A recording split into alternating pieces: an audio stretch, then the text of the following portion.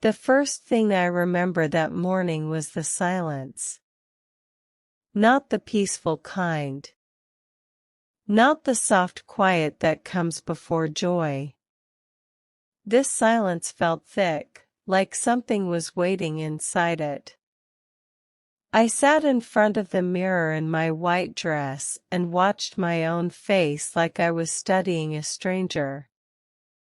My lips were painted, my eyes lined with care, my hair laid perfectly. Every inch of me looked like a bride who was ready. But my chest felt tight. My maid of honor, Amaka, stood behind me, adjusting my veil. "You look beautiful," she said softly. I nodded. "I know." She paused. "That is not how brides usually answer that." I forced a small smile. "How do they answer?" "They laugh. Or they cry. Or they say thank you." "You said I know like you were trying to convince yourself." I looked at her through the mirror. "Do you think I am making a mistake?" Amaka met my eyes in the reflection, her face serious now. "I think you have been asking yourself that question for weeks." My throat went dry. Before I could respond, the door opened and my mother stepped in. She carried the scent of powder and strength, the way she always did.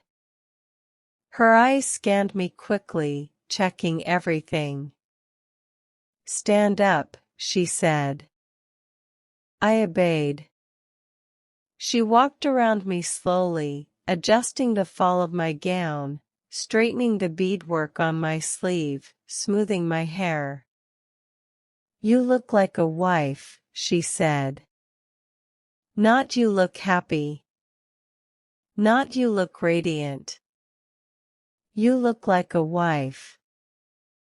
I swallowed. "Mama," I said quietly, "do you believe in signs?" She stopped moving. "What kind of signs?" "The kind that tell you when something is not right." She looked at me long and hard. Then she said, "The only sign you need is your decision. You chose this man. Today is not the day to start doubting your own voice." My hands trembled. "I am not doubting my voice," I said. "I am trying to understand it." She sighed. "Ada, listen to me. Marriage is not a feeling that stays high every day. It is a choice. You made that choice. Your father and I support you. The families have come together. The church is waiting. People are seated. This is not the time to start chasing fear." Amaka stepped in gently. "Auntie, she is just nervous." My mother nodded, but her eyes never left mine. "Then be nervous," she said. "But walk down that aisle." The room went quiet again after she left. I sat down slowly. Amaka knelt beside me. "Talk to me. What is it exactly that is making your heart shake like this?" I pressed my fingers together. "It is small things," I said. "Small things can still matter." I nodded. The way he answers calls and steps outside. The way he smiles at his phone. The way he says he is just busy whenever I ask questions. The way he changes topics when I ask about the future. The way he says everything will be fine but never explains how. Amaka frowned. And you never pushed him? I did. He would laugh and pull me close and say, "You worry too much." He would kiss my forehead and tell me I was safe with him. And that did not comfort you? It did. That is the problem. She held my hand. You love him. Yes. And you trust him? I hesitated. The silence stretched. Amaka squeezed my fingers. Ada. I want to trust him, I whispered. That was when the knock came on the door. 3 slow taps. Amaka stood. Come in.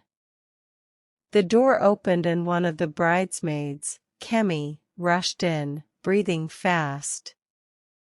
They are asking for you, she said. It is time. My heart jumped. Time.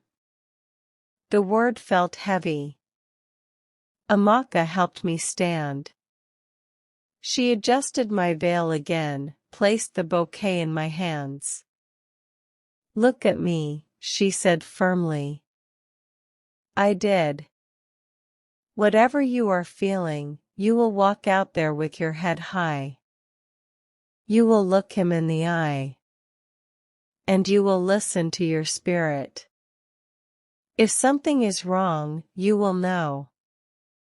If everything is right, you will also know. Do you understand? I nodded.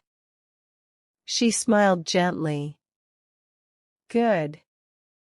Now breathe. I took a deep breath. Then another. Kemi opened the door wider. The sound of voices drifted in from outside. Laughter. Music. Movement.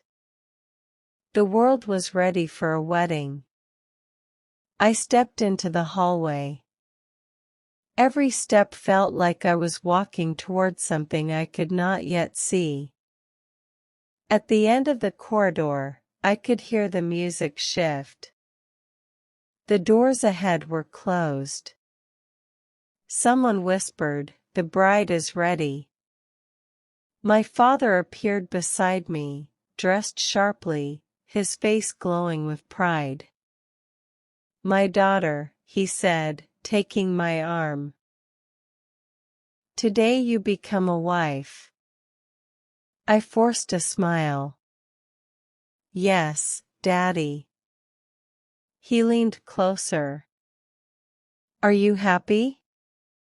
The question landed in my chest like a stone dropped into water. I opened my mouth. No sound came out. The doors began to open. Light spilled in.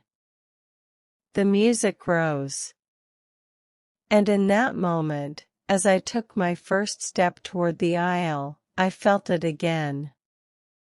That silence. Waiting. Watching. Like something inside my wedding day was already breaking. And I had no idea how bad it was going to be. The doors opened fully, and the sound of voices rushed toward me like a wave. I held my father's arm tighter than I meant to. Relax, he whispered, smiling as if everything in the world was exactly how it should be. I nodded, but my eyes had already found him. The man waiting at the altar. The man I had said yes to. The man I was about to marry. Tunned. He stood straight in his suit, his shoulders back, his smile in place. From a distance, he looked perfect. Like every dream I had once prayed for had taken shape and was now standing there, waiting for me. But as the music swelled and I began to walk, something shifted. It was small, almost invisible. But I saw it. His smile did not reach his eyes. I blinked. Maybe it was the distance. Maybe it was my nerves. I kept walking. Step by step. The aisle stretched ahead of me, longer than I remembered. Faces turned toward me. People smiled. Some whispered. Some nodded. Cameras lifted. I tried to focus on my breathing. In. Out. In. Out. Halfway down the aisle, I saw Tund glance to his side. Not at me. At someone seated in the front row. His expression changed for a second. It was quick, but I caught it. A flicker of something that looked like worry. Then he looked back at me and the smile returned. My heart gave a small, uneasy beat. Keep walking, my father whispered gently. I nodded again. We reached the front. My father placed my hand into Tund's. His hand was warm. But it was not steady. Tund, my father said, take care of my daughter. I will, he replied quickly. Too quickly. My father kissed my forehead and stepped away. I turned fully toward Tund. Up close, I could see the fine details. The slight tension around his mouth. The way his jaw was set. The faint sheen of sweat at his temple. You look beautiful, he said. Thank you, I replied. You look happy, he added. I searched his eyes. Do I? He hesitated for a fraction of a second. Yes, he said. The pastor began to speak, welcoming everyone, talking about love, about commitment, about covenant. The words floated around me, but I could not hold on to them. I kept noticing small things. Tund's phone in his pocket vibrating once. Then again. His hand twitching slightly each time. His eyes drifting for a second before snapping back. I leaned a little closer to him and whispered, Are you expecting an important call? He gave a tight smile. Work matter. It can wait. Are you sure? Of course. Today is our day. He squeezed my hand. But his grip was still not steady. The pastor asked us to sit for a moment as a short reading was done. We sat side by side. The person reading spoke about love being patient, love being kind. I listened to the words and tried to match them to the man beside me. Patient. Kind. Faithful. I wanted to believe it all. As the reading ended, we stood again. Marriage, the pastor said, is built on truth. Without truth, there is no foundation. The word truth seemed to echo louder than the rest. I felt it settle in my chest. Truth. Tun shifted beside me. Then his phone vibrated again. Longer this time. His jaw tightened. I turned slightly. You can step out and check if it is urgent. He shook his head quickly. No. It is nothing. I held his gaze. Tunned. It is nothing, he repeated, this time more firmly. The pastor began the vows. Do you, Tund, take this woman? I do, he said immediately, before the pastor even finished the sentence. A few people chuckled softly.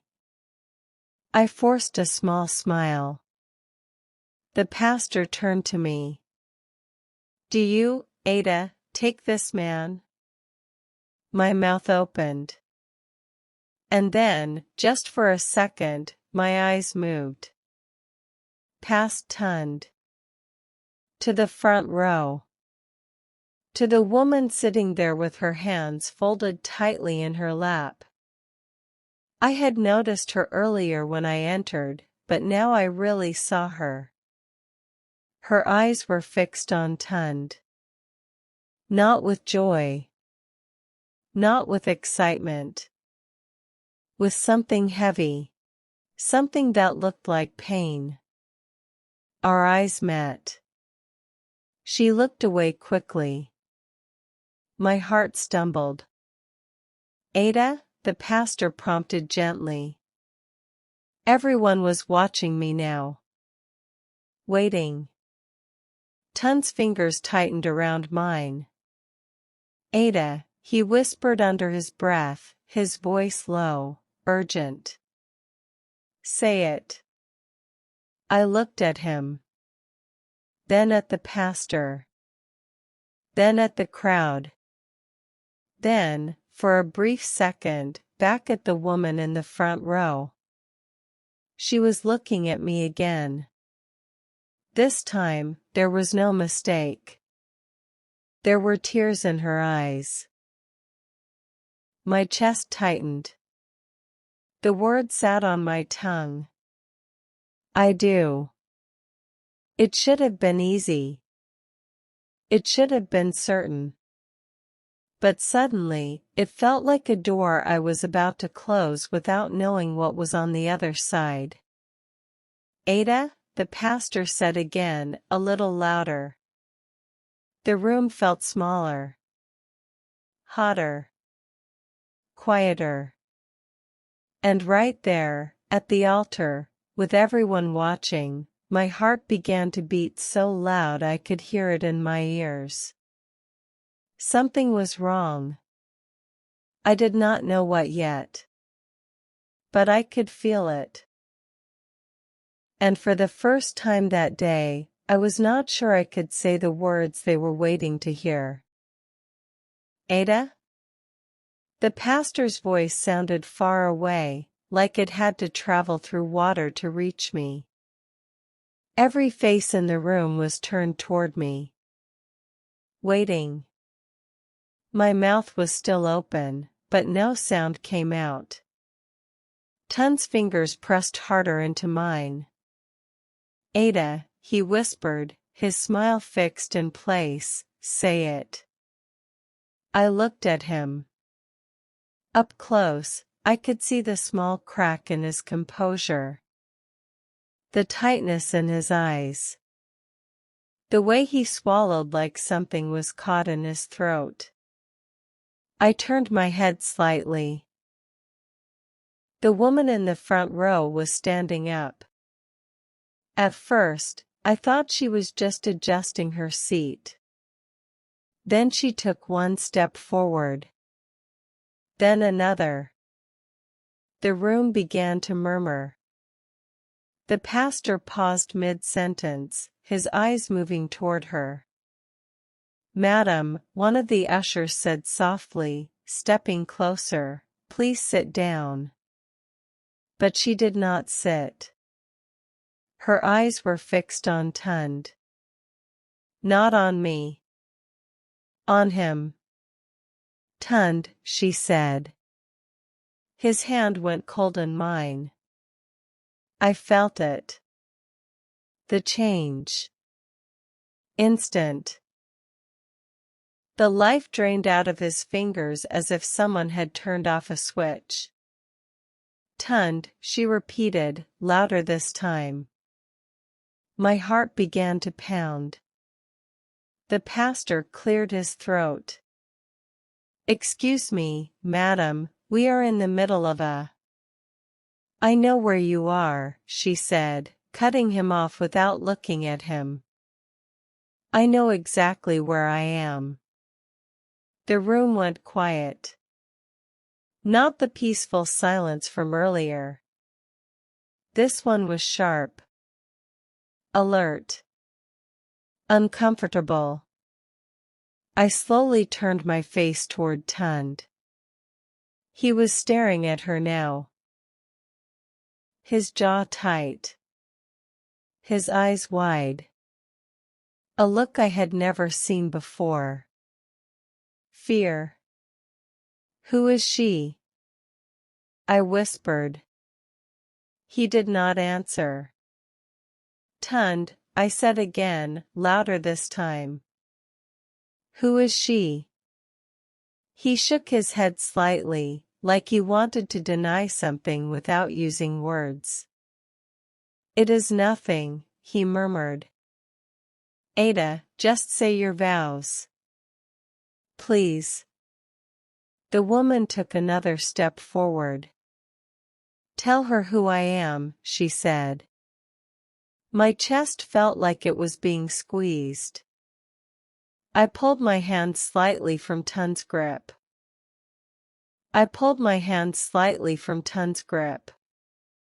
Tell me who she is, I said, my voice trembling now. The pastor raised his hand, trying to regain control. Let us handle this calmly.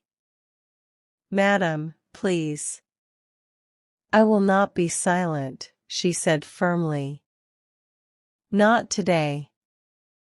Not when he is about to lie before God and everyone. A ripple went through the room. Lie. The word landed heavy. Tund's face hardened. You need to leave. She let out a short, broken laugh. Leave? You want me to leave so you can marry another woman while I am still alive and still your wife? The world tilted. My ears rang. Wife. I stared at Tund. No, I said softly. No, that is not true. He shook his head quickly. Ada, listen to me. She is not. Say it, the woman cut in. Look at her and tell her I am lying. He opened his mouth. Closed it. Silence. My heart dropped into my stomach. I stepped back from him. One step. It felt like a mile. Tund, I said, my voice shaking, answer me. Who is she? He reached for me. Ada, calm down. This is not what you think. We can talk about it later. Later? I repeated. You want to explain your wife later? Gasps rose from the seats. My father stood up. My mother's hand flew to her mouth. Amaka moved closer to the aisle, her eyes wide with shock. The woman walked forward until she stood only a few steps away from us. My name is Beezy, she said, her voice steadier now. We have been married for 6 years. 6 years. The number echoed in my head. 6 years. I had known Tund for 3. I felt my knees weaken. I grabbed the edge of the altar table to steady myself. That is not true, I whispered. Beezy looked at me then, her eyes softening for a brief moment. I wish it was not true, she said quietly. For your sake. I turned back to Tund. Tell me she is lying. He rubbed his face with one hand, the perfect groom mask completely gone now. Ada, he said slowly, it is complicated. My heart broke in that instant. Not with noise. Not with drama. Just a quiet, clean break. Complicated. That was his answer. Complicated?